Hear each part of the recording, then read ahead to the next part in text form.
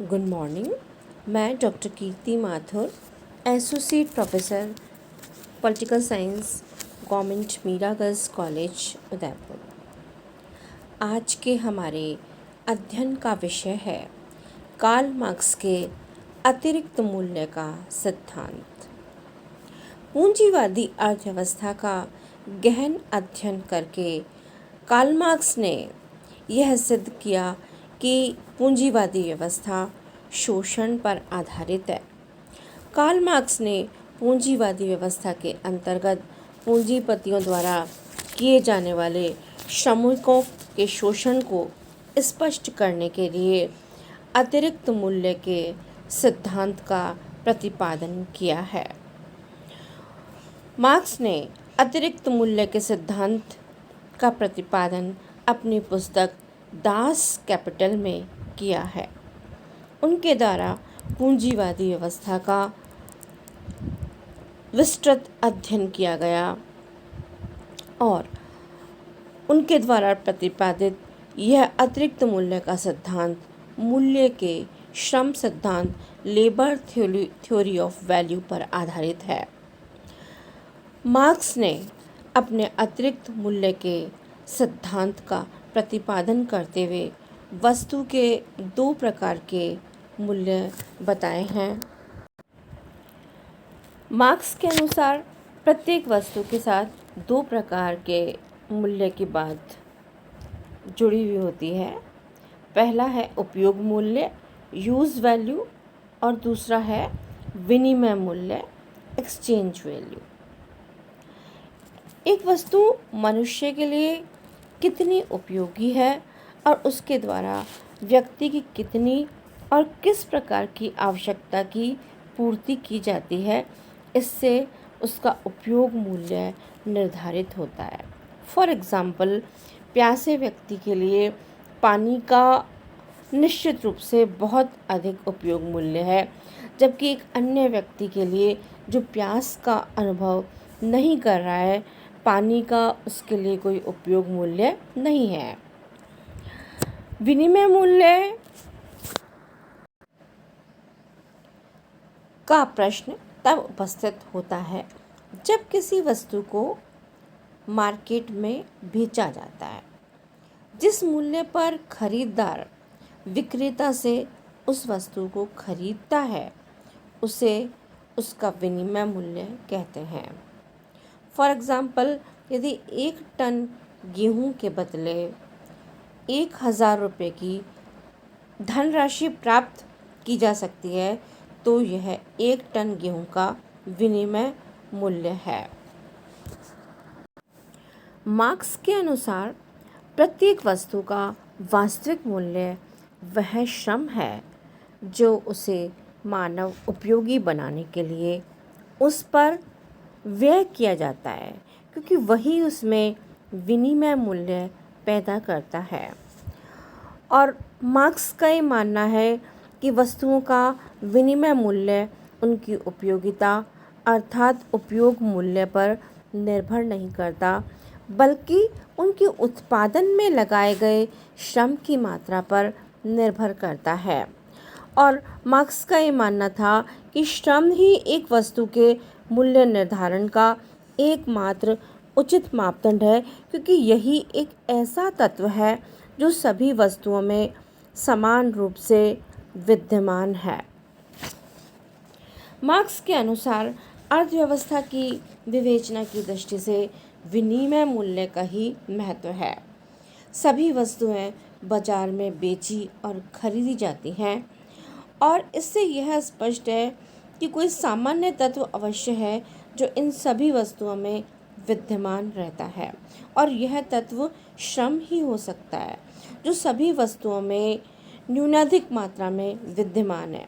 अतः किसी वस्तु का विनिमय मूल्य मानव श्रम की मात्रा से निर्धारित होता है जो किसी विशेष समाज में उसके निर्माण के लिए खर्च किया जाना आवश्यक है। इस प्रकार की श्रम को सामाजिक दृष्टि से वस्तु के निर्माण के लिए आवश्यक श्रम कह सकते हैं। अब अपने मूल्य के श्रम सिद्धांत के आधार पर मार्क्स ने निष्कर्ष निकाला कि प्रत्येक वस्तु का वास्तविक मूल्य उस पर खर्च किए गए केवल श्रम के अनुसार होता है, किंतु बाजार में वह वस्तु ऊंचे मूल्य पर बेची जाती है और उसके बेचने से प्राप्त होने वाला अतिरिक्त धन पूंजीपतियों के द्वारा अपने पास में रख लिया जाता है। मार्क्स के अनुसार पूंजीपति लाभ वस्तु को बेचकर नहीं, बल्कि उत्पादन में मजदूर को उसके काम के अनुपात में कम मजदूरी देकर प्राप्त करता है। हर मजदूर को मजदूरी कम मिलती है और काम ज़्यादा करना पड़ता है। वह मजदूर अतिरिक्त मूल्य पैदा करता है। अतिरिक्त मूल्य मजदूर द्वारा प्राप्त मजदूरी और मजदूर द्वारा किए गए मूल्य का अंतर है। जितना मूल्य श्रमिकों के जीवन निर्वाह के लिए आवश्यक है, उसके अतिरिक्त जो मूल्य उन्होंने उत्पादित किया है वह अतिरिक्त मूल्य है जो पूंजीपति की जेब में चला जाता है। कार्ल मार्क्स के अनुसार यह उन दो मूल्यों का अंतर है जिसे मजदूर पैदा करता है और जिसे वह वास्तव में पाता है। यह वह मूल्य है जिसे पूंजीपति मजदूर के श्रम से प्राप्त करता है और जिसके लिए उसने मजदूर को कोई मूल्य नहीं चुकाया है। उदाहरण के लिए कि जो लकड़ी है, मान लो वो 1000 रुपये में खरीद कर लाई जाती है और मज़दूर उससे फर्नीचर बनाकर तैयार करता है, और जिसे फैक्ट्री का जो मालिक है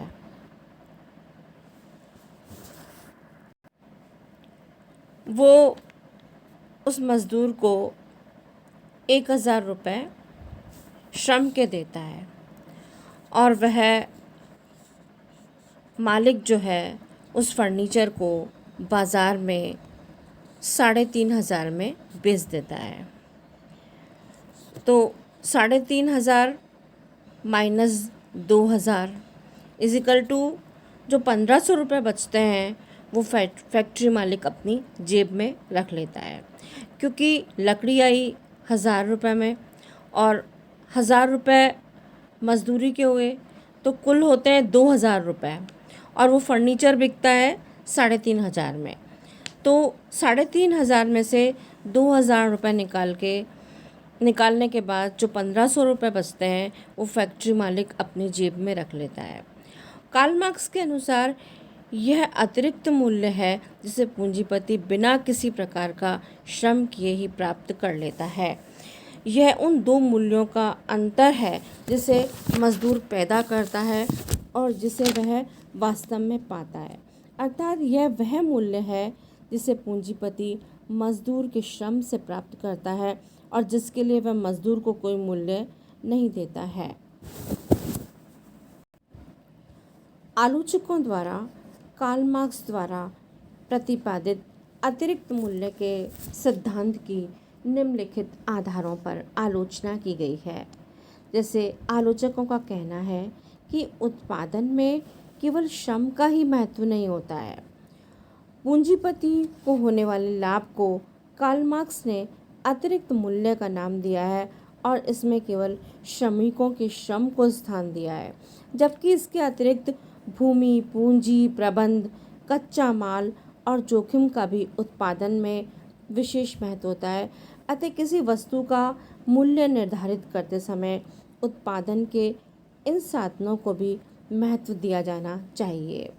इसी तरह आलोचकों का कहना है कि पूंजीपतियों का लाभ केवल श्रमिकों का श्रम नहीं है, वरन उसमें पूंजीपति का अपना श्रम और उनके द्वारा उठाए गए जोखिम का भी महत्व होता है। उसे श्रमिकों को दी जाने वाली धनराशि के अतिरिक्त अनेक बातों पर पैसा खर्च करना होता है। कारखानों में सुधार, मशीनों की घिसावट, बेकारी के बीमे, बोनस, टैक्स आदि, और इन समस्त खर्च के बाद आने वाला मूल्य ही अतिरिक्त मूल्य कहा जाता है। इसी तरह आलोचकों का कहना है कि श्रमिक के द्वारा तो केवल शारीरिक श्रम की ओर ध्यान दिया गया है, जबकि किसी भी वस्तु के निर्माण में तकनीकी ज्ञान, प्रबंध पटुता, कार्य कुशलता और निर्मित वस्तु को बेचने के लिए बाजार की खोज करना अधिक महत्वपूर्ण है। वास्तव में किसी भी उद्योग से प्राप्त होने वाला लाभ बहुत कुछ सीमा तक इन पर ही निर्भर करता है। मार्क्स द्वारा प्रतिपादित अतिरिक्त मूल्य के सिद्धांत में मूल्य और दाम, वैल्यू और प्राइस आदि शब्दों का प्रयोग स्पष्ट रूप में नहीं किया गया है। कार्ल मार्क्स के द्वारा प्रतिपादित इस सिद्धांत के अनुसार मजदूरों की संख्या जिस अनुपात में घटती व बढ़ती है, उसी अनुपात में मुनाफा भी घटता और बढ़ता है। इसमें किसी भी प्रकार की कुशलता, प्रबंध, योग्यता, संगठन आदि का प्रभाव नहीं पड़ता। इसी तरह इस सिद्धांत में अनेक विरोधाभास देखने में आते हैं। जैसे एक और तो कार्ल मार्क्स का ये कहना है कि मशीनों, कारखानों और कच्चे माल आदि से कोई अतिरिक्त मूल्य नहीं प्राप्त होता, केवल श्रमिकों का श्रम ही यह दिलाता है कि लेकिन दूसरी ओर उनका ये कहना कि पूंजीपति अपनी पूंजी को अधिक लाभ प्राप्त करने के उद्देश्य से पुनः नए उद्योग में लगाता है। जब मशीनें आदि उत्पादन के कार्य में किसी प्रकार की वृद्धि नहीं करती, तो पूंजीपति के द्वारा यह पूंजी क्यों लगाई जाती है। इसी तरह आलोचकों का कहना है कि कार्ल मार्क्स का मुख्य उद्देश्य मजदूरों की दशा में सुधार करना था और यही कारण है कि उन्होंने उनकी दशा की चर्चा करते हुए विश्व का ध्यान इस ओर आकृष्ट किया। यही कारण है कि आर्थिक नीति निश्चित करते समय भी वह मजदूरों की दशा को ही मस्तिष्क में रखता है। इसलिए आर्थिक पक्ष की सबल व तर्क संकेत व्याख्या नहीं कर पाया। कार्ल मार्क्स ने जिस पूंजीवादी आर्थिक व्यवस्था का वर्णन किया है, उसमें सुधार का एकमात्र साधन श्रमिकों के द्वारा क्रांति करके पूंजीपतियों को समाप्त करने पर ही संभव है, परंतु वास्तव में पूंजीपतियों द्वारा आर्थिक व्यवस्था में सुधार करके भी मजदूरों और पूंजीपतियों के मध्य सामंजस्य स्थापित किया जा सकता है। इस प्रकार कार्ल मार्क्स द्वारा प्रतिपादित अतिरिक्त मूल्य के सिद्धांत की आलोचना की जाती है, किंतु सभी आलोचक इस बात को स्वीकार करते हैं कि पूंजीवाद में श्रमिक को उचित अंश प्राप्त नहीं होता है। पोपर का ये कहना है कि मेरे विचार में यद्यपि मार्क्स का विश्लेषण दूषित था, लेकिन शोषण के सिद्धांत का निरूपण करने वाले प्रयास की दृष्टि से आज भी यह अति सम्माननीय है। इसी तरह सेबाइन का भी ये कहना है कि अतिरिक्त मूल्य का सिद्धांत एक ऐसा मूल तत्व है जो पूंजीवाद की हृदय हिला देने वाली विभीषिकाओं को उद्घाटित करता है। यह सिद्धांत इतना तर्कपूर्ण और ठोस है कि इसे चुनौती नहीं दी जा सकती और स्वीकार कर लेने पर पूंजीवाद की हम किसी आधार पर रक्षा नहीं कर सकते।